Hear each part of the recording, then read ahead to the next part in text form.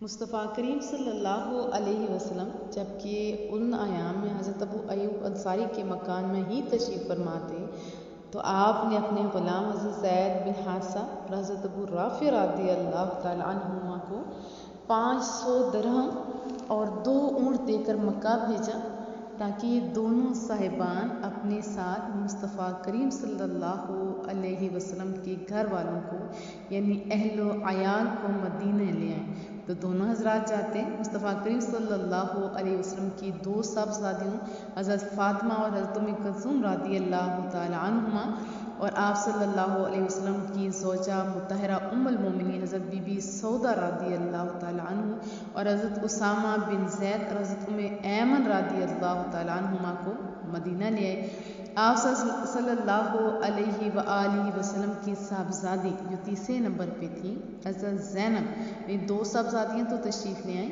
اور تیسری صاحبزادی حضرت زینب رضی اللہ تعالی عنہما نہ آ سکی، ریزن کہ ان کے شوہر حضرت ابو العاص بن ربی رضی اللہ تعالی عنہ نے ان کو مکے میں روک لیا۔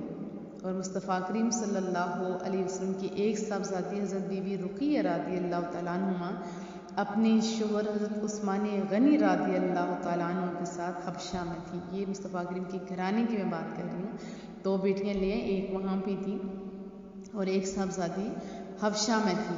انہی لوگوں کے ساتھ حضرت ابوبکر صدیق رضی اللہ تعالیٰ عنہ کے فرزند حضرت عبداللہ رضی اللہ تعالیٰ عنہ بھی اپنے سب گھر والوں کو ساتھ لے کر مکہ سے مدینے آ گئے۔ ان میں حضرت بی بی عائشہ رضی اللہ تعالی عنہا بھی تھی۔ یہ سب لوگ مدینہ آ کر پہلے حضرت حارثہ بن نعمان رضی اللہ تعالی عنہ کے مکان پر ٹھہرے۔